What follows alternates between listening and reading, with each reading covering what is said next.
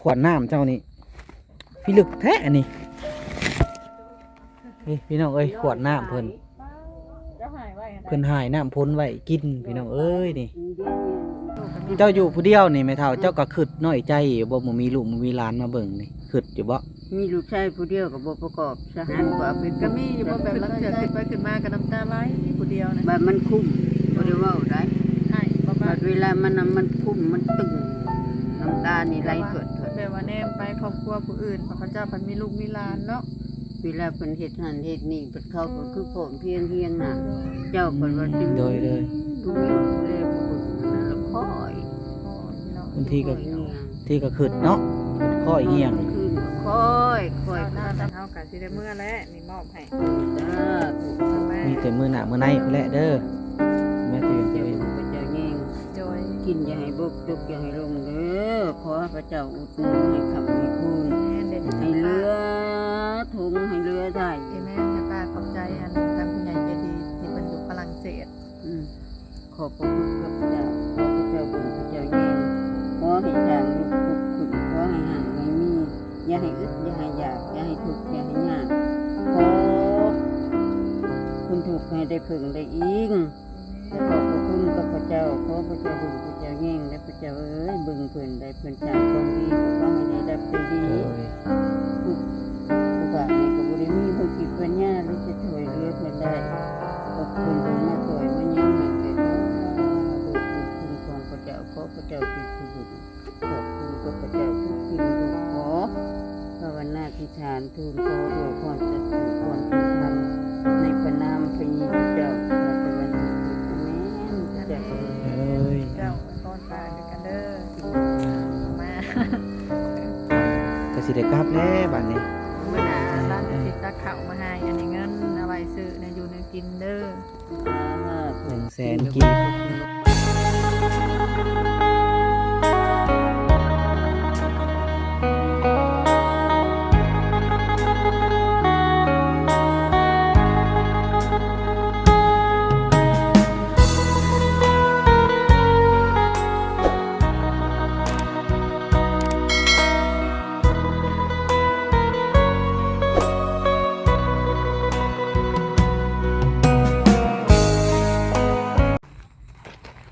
เปิดผ่ามาเมื่อนี้บ่น้อยก็อยู่เฮือน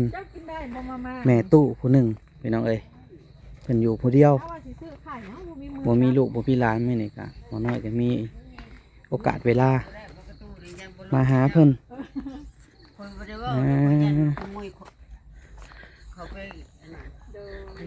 เดี๋ยวเฮือนเพิ่นกับพี่น้องเอ้ย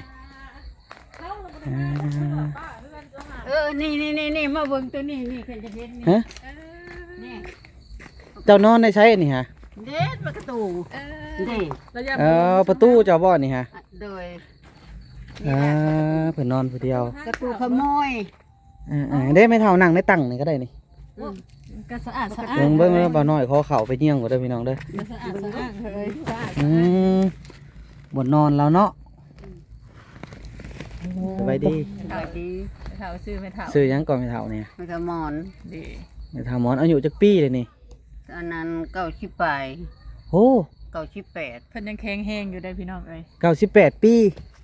98มันแข็งแรงเนาะ98ปีก็บ่ได้แข็งแรงนะจ้ะไปใช้ก็บ่ได้มาใช้ก็บ่ได้อาศัยกินในบ้านในเมืองนี่ซะแลไปนั่งอยู่ตั้งพุ่นแหละเด้อบ่น้อยก็เอาอันนี้แหละมาให้นี่ร้านมามื้อนี้เล็กๆน้อยๆต้นว่าสิตักข้าวมื้อน่ะร้านจะสิเอาข้าวมาให้เด้อจ้าขนมผู้เฒ่าบุญคำนำชูลูกเอ้ยให้อยู่ดีมีแฮงอายุมั่นกว่ายืนเด้อพระเจ้าเบิ่งพระเจ้าแย่งขอให้พระเจ้านำเป็นผู้คุ้มครองปวงรักษาโดยปวดเก่าเมาหัวบ่ให้เจ็บบ่ให้ไข้บ่ให้ได้หยังผู้ใดคำนึงน้ำลูกนั่นน้ำคืออยู่น้ำไม่เท่าพระเท่าก็สาธุให้บุญคำนำชูให้อยู่ดีมีแฮงให้อายุมันกว่าเงินคนเก็บบ่ให้ได้ความไข่บ่ให้มีเด้อลูกเด้อโดยพระเจ้าอวยพรป้าคือกันเด้อขอบคุณกับพระเจ้ามีสุขภาพแข็งแรงที่มาจากพระเจ้าพวกลูกแม่นี่พวกลูกแม่นี่บ่แม่นเงินพวกลูกซื้ออันนี้เงินของพระเจ้าถูกขอบคุณกับพระเจ้าเจ้าอยู่กับไผครับป้าอยู่ผู้เดียว มันอยู่ผู้เดียวอยู่กับพระเจ้า อยู่กับพระเจ้าโอ้ย ลูกหลานก็บ่ได้มีบ่ ไผพี่ก็บ่มีบ่ป้า อืม ให้อันอยู่น้องมิตรเพิ่นต่อให้ ต่อให้เนาะ เพิ่นต่อให้แล้ว ข้าวน้ำได้จ้ะจะหากินได้ข้าวน้ำ จังว่าก็คือผู้ค้าเว้าเฮานั้นถึงเทื่อก็บ่ได้ไปขอแต่ว่าสาธุบุญคุณของพระเจ้า ผู้นั้นเยินผู้นี้เยินเนาะ อื ผู้ ม 3โลผู้5โล โดยโดยโดย จังว่า โดย ผู้การน่ะบ่อยากเข้าในบ้านน่ะ โด ถ้าย เข้าไปคือว่าไปขอทาน พี่น้อง โดย ผู้ใดเห็นผู้ใดก็อยากให้เนาะโอ้ พระเจ้าถูก ขอบ เด้อ คุณพระเจ้า สาธุ เจ้าบ่มีลูกเนาะป้าเนาะ เด้อ ลูกก็บ่มี บ่มีลูกบ่มีเจ้า แต่ละมื้อแต่ละเว้นนะเจ้ากินข้าวก็ยังแต่ละมื้อนะคะ เอ้ามีแต่เขาแล้วอยู่มันเทื่อก็ได้คงอยู่คงกินเขาก็ให้ พี่นางมิตรกับพระเจ้าไว้พ โอ้ รแล้วนะ ข ป้า อบ เนาะ คุณ อืมเบิ่งมือนี่มือแตกบ่นี่ฮะ แตกนี่แตกจะว่าเจ็บ เฮ็ดอะไรคือแตกแท้นี่ เอ้าก็บ่จักแล้วนอนนี่ มันแตกเอาก็เราก็เรียกจะว่า มื้อ เจ็บ หน้าสะเละสิซื้อน้ำมันน่ะนะมาให้ อ่า เรา มื้อหน้าสิได้มาเยี่ยมอีกเด้อมื้อหน้าเจ้าบ่ได้ไปทางใดบ่แม่เฒ่าแต่ละมื้อ บ่ได้ไปใช้มาใช้แล้วผมมีแฮง อืม ยาบอ 90 กเขาโทษนำเพียเกียเลยนะ โดยโดยโดย ยางโบดนี่ก็ยังสิบ่ฮอด น้ำในเด้จ้ะอันแม่เฒ่าจะกินได้ใช้น้ำในเจ้านี่ น้ำเขาหั่นล่ะ อ๋อ น้ำกอกบ่หรือว่าน้ำอันนั้น น้ำมันนี่เลยน้ำมันกอกนี่เลยน้ โดย ำบาดบ่มีแล้วเขาก็ปั่นมาให้ บ่ได้น้ำเลยนอนในนี่เนาะ บ่ได้น้ำ พี่น้องเอ้ยเฮือนเพิ่นก็ได้ บ่ได้น้ำอุ่นจุ้ยอยู่แล้วเนาะ เพิ่นอ้อมเพิ่น ก็คืออันนั้นย่ำมันอันนั้นย่ำห้อนน่ะโอ้ยจะตายอยู่เลยมันห้อน อันคันมีเตียงเนี่ยว่านอนลิ้นอยู่พี่เนาะ ทางประตูเพิ่นได้พี่น้องเอ้ยน่ะเนาะประตู ประตูขโมย ป ได้ ระตู กันสิเฮ็ดใหญ่กว่านี้ก็บ่ได้อยู่มันน่ะ อันเจ้ากับ กัน เจ้าบ่ย่านงูบ่ป้า บ่ได้มีได้ พระเจ้าปกป้องเนาะ สิมีไปใช่ก็บ่ได้หกบ่ได้เหือได้เห็นว่าอันนั้นก็ เด้อพี่น้องเด้อทางในเด้อ คืออันนั้นแต่ว่าทาง บ่ ใน น้อยสิให้พี่น้องเบิ่งทางใน มันบ่ได้นั่นได้เบิ่งก็ขา อื ด มทางในเฮือนเพิ่นก็เป็นแบบนี้พี่น้องเอ้ยเพิ่นนอนผู้เดียว อันนี้เป็น2บ่อนนอนบ่นี่2บ่อนนอนบ่แม่ตู้นี่ ขวดน้ำมันได้แล้วของคนโตตัวโต เอ เฮาพอ อเพิ่นอยู่ผู้เดียวเพิ่นขวดน้ำเพิ่นตกน้ำพุนไว้พี่น้องเอ้ยปอตุขวดน้ำเจ้านี่โต่งน้ำกินบ่นี่ฮะ น้ำกิน โอ้ น้ำพุน เจะโต่งไว้เนาะ โตไว้น้ำพุน อ่า ได้ เด้อเพื่อนเพิ่นกับพี่น้องเอ้ยเพิ่นอยู่ผู้เดียวเพิ่นบ่มีลูกบ่มีหลาน โอ้ยลูกบ่มีหลาน ปอตุขวดน้ำเจ้านี่พี่ลึกแท้นี่เฮ้ยพี่น้องเอ้ยขวดน้ำเพิ่น เจ้าหายไว้ เพิ่นหายน้ำพ้นไว้กินพี่น้องเอ้ยนี่ เดี๋ยวนี้ยังระวังเก่าเขากินน้ำ ข เด้ อชิมไปน้ำเนาะ กินน้ำใส่น้ำนี่นะ เพิ่นตกน้ำพ้น กินเงินร้อยตายร้อยตาย อืม ที่ไหน ลองว่าฝนตกค่ะตกไว้ฝนตกกันร้อยตาย ร้อยชาวตุก ร้อยเศร้าตุ๊กเลยป้าในเมื่อก่อนเพิ่นการเพิ่นเอาบ่เทิดมาเลี้ยงนำได้พี่น้องเนาะป้าตะกี้เจะเลี้ยงบ่เทิดนะป้าเนาะจักปีเจะเลี้ยงบ่เทิดครับป้า ด้วยทรงปีปลาย 2 ปีปลาย แต่น้อยๆบ่ได้ แล้วก็ เลี้ยงไงจากปกจากความแต่บ้านนี้เลยแม่เขามาเอาคืนก็ทุก เออ อืมเจ้ากับแพงแล้วเลี้ยงตอนนั้นเนาะ อ้าวบ่เป็นตะกี้ได้นะตัวบ่มีลูก ดาบ่มีลูกเอาไว้ บ่มีลูกบ่มี บ่เต็มราคา อันนั้นก็ทางน้ำเจ้าได้เนาะไม่เท่าเนาะ ฮะ ทางน้ำได้น่ะเนาะ น้ อ๋อ ำเป็นมาแตะพุ่นนะ เป่ง เขา มาตะ เป็ พุ่ น น มาให้ เจ้าอาบก็อาบได้ใช่ห้องนอนห้องน้ำก็มีบ่ ไปอาบเนาะน้ำเขา อ๋อห้องน้ำก็ไปเข้าน้ำเขา เขาให้ไปอาบพุ่น โดย ไปว่าเบิ่งเฮือนให้เขานะไปว่ากลางเว้นเขาบ่ได้อยู่เขาไปเฮ็ดเครื่องอันนั้น แล้วเจ้า ไรอ้อย แล้วก็ให้เจ้าเผาบัดนี้เนาะ เขาให้เบิ่งเฮือนให้เขา อืม หาก็เบิ่งก็เชิงขึ้นคือเบิ่งแล้วเขาก็นั่งเบิ่งเฮือนเขาเองนั่นแหละหาก็มีหยังหั่นเขาไปอันนั้น มันว่ามี สมมุติมีบอกมีเวียดอยากมาแบบนี้เนาะมาแล้วเจ้าก็ไปเนาะเขาเจ้าก็ไว้วางใจได้เพราะว่าเขาเจ้ามีเจ้าเผาเด้เนาะ เขาก็เชื่ออยู่เขาเห็นเฮาอยู่ในนี้ เจ้าบ่ได้เกี่ยวหยังเกี่ยวยุงบ่ปะ บ่นะ เพราะว่าเผาแล้วบ่อยากไปหยังไกลบ่ได้เนาะ มันไกลก็ว่ามันบัดได้ยามาพัดเฮาก็อามาบ่ได้ โดยผันหาบมาเนาะผันย่างก็สิมาฮอดพี่เนาะ เออ โดย กันคือตะกี้ก็ยังหันแห้งก็ยังว่าหาบมานำนี่มันหาบก็บ่ได้ นี่แหละพี่น้องเอ้ยเพิ่นเป็นยิงหมาอยู่ในบ้านนี่แหละ ยิงใหม่บ่มีลูกบ่มีหลานเนาะ ลูกบ่มี อยู่ผู้เดียว ผัพี่น้องเอ้ยอยู่ ผัวก็บ่มีผัวก็ตั้งบ่มีเลยแหละเนาะแม่เฒ่าเนาะ โอ้ยตั้งแต่พุ่นละ แต่เป็นสาว บ่มีแล้ว ว่า แต่ว่าแบบว่า แต่ว่า เพิ่น ละ เสี ตายเลย อ๋อ จะปีเลย โดย คิดปลายกว่าปีเลย โดย ก็พอดีอันผัวตายหันได้ปีหนึ่งก็ต่อมากก็ อืม มีที่ชองกับลูกตายต่ออีก โดย เจ้า ลูกก็มี เจ้าอยู่ผู้เดียวนี่แม่เฒ่าเจ้าก็คิดน้อยใจอยู่บ่มีลูกบ่มีหลานมาเบิ่งนี่คิดอยู่บ่ มีลูกชายผู้เดียวกับบ่ประกอบซะมันก็เอาไปปลูกซะ ขึ้นน้อยใจกับห้องห้าพระเจ้าเนาะป้า มิจะอยู่กับพระเจ้าก็ขอบคุณกับพระเจ้าแต่ละมื้อที่นอนกับแม่นคอเพิ่นก่อน ก็มีอยู่ว่าแบบว่าลังเถื่อแบบว่าให้ผู้เดียวก็มีบ่ นะ ก็มีอยู่บ่แบบลังเถื่อขึ้นไปขึ้นมาก็น้ำตาไหลผู้เดียวนะ บัดมันคุ้มบ่ได้เว้าได้ ให้บ่ป้า บัดเวลามันคุ้มมันตึงน้ำตานี่ไหลถวด แบบว่าแนมไปครอบครัวผู้อื่นเพราะเขาเจ้าเพิ่นมีลูกมีหลานเนาะ เวลาเพิ่นเฮ็ดหันเฮ็ดนี่เพิ่นเขาก็คือผมเพียงน่ะ โดย เจ้าเพิ่นว่าสิ โดย บ่มีของผู้แลผู้เบิ่งอันนั้นแล้วค่อย พ่อพี่น้อง บางทีก็ ค่อยเงียง ที่ก็คิดเนาะคิดค่อยเหี่ยง นอนกลางคืนก็ค่อยค่อย เจ้าน้ำซับปลาก็กินแบบจ้งแบบโจ้ไว้เรากินแบบนั้น กินนั่นแล้วต้มเอา โดย เมื่อวานก็สิต้มนั่นเป็นอันนี้นี่แถวนี่มันเพ่งนี่ก็บ่ได้มีตรงนี้ยิ่งเหลือแต่เท่านี้ได้นี่ ย่ำบ่ได้เนาะ ยิ่งเหลือเท่านี้แถวนะ โดย90เท่าใดก็อายุเรา 90ปลายบ่90เท่าใดก็ไม่เฒ่า 98 98ป้าโต ถ้า18ยังแข็งแห้ง บ่น้อยเฉลสิฮอดบ่อายุปานนี้ 98 ปีดิเนาะ 60นี่ก็แค่ว อ่า น้องนางท่าอันเดี60ก็เว้นบอกกระทะกระเถือก ระเจอะไรอย่างเนาะ มันกุย ไม่เฒ่ายังย่างได้เนาะ แข็งแห้งก็ได้พี่น้อ ยัง งแข็งๆถ้าหูยังได้ยินตายังแจ้ง แบบนี้แหละตะกี้คนตะกี้แบบว่าเคมีโบราณหั่นนะ แม่น กินข้าวกับบริษัทปุ๋ยบริสิทธิ์ยาเนาะ อืม ป้า มาเนี่ยมาอยู่นี่แหละอันเจนได้ยินน่ะอยู่บ้านเก่าเมืองหลังบ่ได้กินได้ กินกอยบ่ตะกี้ฮะ บ่ได้มีเด้อันว่าสิไปกินนั่น อืม อันนั้นอีหยังขี้มาน่ะ อืม กินข้าวก็บ่ได้มีว่าถ้าสิไปใส่ข้าวอันผุยบ่ผีบ่บ่ แบบว่าอันน่ะอันซักลุงแล้วแล้วก็อยู่ในหั่นเนาะตะกี้เขาอันนั้นเขาเจ้าเอิ้นนำให้เนาะ นั่น นำให้ก็ข้าวกับตะกี้ได้โบราณกินกอยบ่ ก้อยก็น้อยบ่ว่าก้อยก็ได้นั่นเป็นน้ำผู้อยากกิน ก็คือกันกับอยู่พี่แล้วผู้อยากเฮ็ดกันว่ายามคิดสมาธิก็เฮ็ดก้อย โดย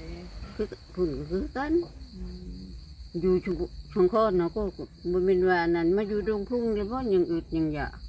อยู่พุ่นบ่ได้อึดแล้วบ่แม่นว่าเว้า เพราะว่าอันติดเซได้เนาะหาอยู่ เพราะมันเป็น หากิาะ บุงเป็นทาม อืม อยู่พุ่นน่ะมันอยู่ใกล้อัน ตะกี้บ้านเก่าเพิ่นอยู่สอง อยู่ คน สองคนเนาะ เมืองหยังก็ ฮะ เมืองหยังก็สองคนบ้าน ชุมคอนนั้นตะเก้าหันก็อันเมืองอันนี้เล็กก็ลืมแหละ เมืองสองคนบ่ ชุมคชุมคอนนั่นแหละกัน บ้าน จะ บ้านหยังก็ตะกี้สิจะอยู่ ก็ต้องชุมคอนนั่นแหละบ้านเก่าเมึงเดิมฮะ โดย อยู่อันนั้นอยู่บ้านขะเนาะดง คณะบ่ ซึ่งบ้านขะเนาะบ้านนั้นบ้านขาบ้านเราตึง เราบ่เคยได้ยินจักเทื่อบ่เคยได้ยินไป ก็ไม่เท่านะก็เป็นคนเราถึก เจ้าก็ยังจื้อบ่ภาษาลาวเทิง ก็บ่จือเลยเนาะมันหลายปี สมมุติ เลย ว่าสบายดีนี่เพิ่นว่าแนวใดบันส่วนบ่อันเดียวกันบ่กับอันเผาบุรู บ่ได้บันชวนแหล้วก็สบายคือกัน สบายดีเจอเอ้ยเป็นไงบ่ สบายดีเอ้ยเลย เออ สบายดีเอ้ยคันบันชวนน่ะแม่นพวกอันนี้ ย้อนว่ามีแบบภาษาเขาเจ้าอะนะบ่ได้เนาะ โอ้ยอันนี้มันบ่แม่นว่าขาได้อันนี้นั่น มันบ่แม่นขาคันเฮาเว้านี่พวกเขาฮู้จักหมดคันว่ากินข้าวนี่จ้าเด้อยนี่ อืม งวยเด้อจ้าอันงัวนี่เขาเอิ้นว่าตะแกง อืม ควายน่ะเอิ้นตะเรีย เอาตะเดีย อืม กล้วยหมาอะจ้อ อืม อื หมูนี่ก็เอิ้นอันนั้นหมูนี่ก็อันตะลิ โอ้ ตลี ทะเลสิเมื่อเฮียนแล้วภาษา มานี่ไก่นี่ก็อันนั้นไก่นี่เล่าเอิ้นว่าไก่เราถึงเอิ้นหันอิหยังลืมเลย อืม ไก่นี่ ผมเจ้าก็บ่ได้งอกไปได้เนาะป้าเนาะ พูดก็ ผม หอกเลยลูกน้ำนะ บ้า แต่ก็ยังมีนะเนาะ เช้าแหล่โลกมื้อน่ะเป็นพันเส้นของ ลูก เฮาน่ะ ลูกอยู่คู่มือบ่แม่นว่านะมันก็สิลูกให้มันคัน ทั้งเทิงได้ใช่ไหมเฒ่าเจ้าก็ขึ้นนอนอยู่บ่ ฮะ ทั้งเทิงคือเฮือน โอ้ยนอนบ่ได้อยู่ถึงนะ เครื่อง เอ บ่ อ บ่แม่นบ่ได้มีหยัง ทั้งหลังผู้เจ้าปลูกพักบ่ทั้งหลังบ่ หึ เจ้าปลูกพักบ่ ได้บ่ได้ปลูกบ่ได้พังก็ยังลำบ่มีน้ำก็ อ่า เอาน้ำหมูกก็มันสิเปลือก นั่นแหละ ว่าน้อยมากกับผู้ที่ค้ำไปหน่อยก็บ่ได้ถ่ายบรรยากาศในบ้านแม่ตู้ ให้พ่อแม่พี่น้อง FC ได้เบิ่ง ผู้ที่ค้ำผู้ที่ ไข่หัวขาก็บ่แม่นหยังลูกผู้เพิ่นผู้หังผู้มีน่ะมีแต่มากลเอากลเอา อืม อืมมีอีกหวังน่ะ อยู่อันทางนี้ค่ะบ่มีทางเขาเนาะมีแต่ทางพี่เนาะ ก็ชวนฉันมันใกล้ทางแหละอัด ป้าจะเห็นหัวคักอะไรนะป้า อัดมันนั่นมันงัวควายมามันมีแต่อยากเวแล้วอัดเลย เฮือนเรา แล้วก็ ก็ เลย สะ เที่ยว อาด ทางนี้ เลยเฮือนเราค่ะมื้อนี้เราป้า ก็สิเที่ยวทางนี้หันร้านว่าจะมาเที่ยวพี่ไม่เท่าเอ้ยว่ามันสบาย อืม น่ะมันแปะทางโพด บัดพ้นตกงามน่ะบ่ได้ล้นค่ะบ่ บ่ได้ เออ บ่ได้หล่นบ่ได้หยังได้มันก็ไล่ บ่ ไป ได้สระเขาเนาะ ไล่พุ่นเลยมันก็ไล่ออกข้างพุ่น คือว่าทางนั้นสูงบัดผัดบ่ไหลค่ะมาพี่เนาะ อ้าวมันอันนั้นบัดเวลาอันฝนตกน่ะมันเป็นหูได้นะ อืม ในหนทางน่ะมันเป็นหูน้ำไหล ผู้ไปผู้เลยแบบนี้ ไหลไปตามมันทักหั่นนะ ป้าเจ้าหน้าที่แล้วพอเมื่อละชาติไรเฮากะสิได้เมื่อแล้วนี่มอบให้ จ้าถูก มาม่า มีแต่มื้อหน้ามื้อในพุ่นแหละเด้อแม่ตีเวียงตี เจ้า เวียง บุญพระเจ้าแย่ง โดย กินอย่าให้บกจกอย่าให้ลงเด้อขอพระเจ้าอุดหนุนให้คำให้คุณ แม่นเด็ก ให้เรือถุงให้เรือไทย แม่นให้ป้าขอบใจอันทางคุณยายใจดีที่เพิ่นอยู่ฝรั่งเศส อืมขอบพระคุณกับพระเจ้าขอพระเจ้าบึงพระเจ้าแย่งขอให้ทางลูกปุกขึ้นขอให้ห่างให้มี อย่าให้อึดอย่าให้อยากอย่าให้ทุกข์อย่าให้ยากขอคุณถูกข์ให้ได้พึงได้อิง และขอบพระคุณกับพระเจ้าขอพระเจ้าบึงพระเจ้าแย่งและพระเจ้าเอ้ยบึงเพิ่นได้เพิ่นสร้างความดีก็ขอให้ได้รับได้ดี โดย คือผู้ขาเนี่ยก็บ่ได้มีเพิ่นคิดปัญญาหรือจะช่วยเหลือเพิ่นได้ ก็เพิ่นมาช่วยมายังให้แก่ชาตุบุญคุณของพระเจ้าขอพระเจ้าเป็นผู้บึงขอบคุณกับพระเจ้าทุกสิ่งลูกขอภาวนาธิษฐานทูลขอด้วยความสัตย์ซื่อความจริงธรรมในพระนามพระเยซูเจ้าพระสวรรค์สูงสุดอาเมนพระเจ้าเอ้ย เอ้ย เจ้าไว้พรป้าด้วยกันเด้อ อืม เอามา คำนะแต่สิได้กลับแล้วบัดนี้ เมื่อหน่ะร้านจะสิตักข้าวมาให้อันนี้เงินเอาไว้ซื้อในอยู่ในกินเด้อ ถูก 100,000กีบ ยกอย่าลงเด้ออย่าให้ขาดทุนขาดไถ่ได้ละเด้ เด้อ อ นี่ก็บ่แม่นเงินซะแหละดอกพี่น้องเอ้ยเงินผู้ใหญ่ใจดีเพิ่นอยู่ฝรั่งเศสเพิ่น โด ฝาก ย มา เพิ่นฝากมาให้ ซื้อขนมให้ร้านน้อยเลยตอนแรกก็เลยแบ่งมาให้ยิงหมายนำบัดนี้นะเพราะว่าซื้อขนมกับบ่เบิดดอกหั้นนะตอนแรกก็เลยแบ่งมาซื้อให้ ขอบคุณกับพระเจ้าขอพระเจ้าเบิ่งพระเจ้าแง่งให้อยู่ดีมีแหงเด้อ เดี๋ยวพระเจ้าอวยพรสุขภาพแข็งแรงด้วยกันเด้อป้า ถูก ก็ ละ เลยเอ้าคลิปนี้ก็บ่น้อยก็ คนยืนละเด้อให้เรือแห้งกำลังปังชาเด้อขอพระเจ้าเบิ่งพระเจ้าแง่งเด้อพระเจ้า อวยพรคักเลยพี่น้องเอ้ย บ่น้อยเห็นก็โอ้ยน้ำตาอยากไหลบ่น้อยก็ได้ตกในพี่น้องเอ้ยมาเห็นแม่ตู้เพิ่นก็ได้อายุ98ปีโตบ่น้อยอายุฮอดซำนี้อยู่บ่พี่น้องเอ้ยแม่นเราอยู่ผู้เดียวเรา สู้ๆเด้อป้าเด้อใครจะมีพระเจ้าอยู่นำเด้อป้า มื้อหน้ามื้อในเนาะเวลาอ่าตอนกลางเว้น ป้าเจ้าก็มีอยู่บ่เสือแขนยาว มีอยู่เครื่องหันลายอยู่พอได้นุ่ง คันบ่มีนำมัน นี่ น่ะ จะ จะ กะ ซื้อ เกิด ให้ เนี่ยอยู่เนี่ยกินนั่นแหละจ้าตัวพระเจ้าซอยขอให้พระเจ้าเดินพระเจ้ายิ่งเด้อนาง อัน เอ้ย ไข่เจ้าก็กินได้บ่ป้า ไข่ โดยไข่ ก็ ไก่ ที่ กินได้บ่เจ้ากินยังไงได้ฮะ ได้ตั้งแต่คันว่าพื้นนั้นคงกินกับคันว่ากินได้ใช่ปะ ปลาปีพวกปลาทูนี่ก็ได้เนาะ ได้ ไข่เลยกินบ่ได้เนาะพิษ ไก่น้ำให้พิษก็ที่ว่าพิษมันพิษกระเพาะ โดย ดี โดย แล้ว โดย สลานบ่ซื้อมาให้มื้อนี้ค่ะร้านว่าบ่มีมือถือบ่ขี่รถจักรมา ขอ อ่า ขอบใจบุญคำนำชูอย่าให้ขาดอย่าให้เคิน โดยโดย ให้ โดย ลำไม่รวยกว่าเก่าด้วยนังเนื้อ มื้อ โด นั้น ยโดย เจ้าเข้ามาให้เด้อเจ้าเสริมกำลังป้าเด้อทานเมื่อก็เด้อบัด โด นี้ ยโดยเอาคลิปนี้ก็ บุญคำนำชู ยาวเลยพี่น้องบ่น้อยและสาวแหล่ สบายดีพี่น้องทุกคนเด้อผู้ที่เข้ามาติดตามและมาหับชม โด ช่อย งเบาน้อยบรรณาพี่น้องฝากพี่น้องเป็นกำลังใจให้สแลกกับเบาน้อยนี่เด้อพี่น้อง โอเคพี่น้องคลิปนี้ขอจบกันเด้อพี่น้องเอ้ย บุญคำนำชูอยู่ดี มื้อหน้าบ่น้อยก็สิมาเยี่ยมเพิ่นคือเก่าพี่น้องเอ้ย คนยืน กลับก็เด้อไปตู้เด้อบัดนี้เด้อโดยเอ้าบ่น้อยก็สิกลับแล้วพี่น้องเอ้ยสบายดี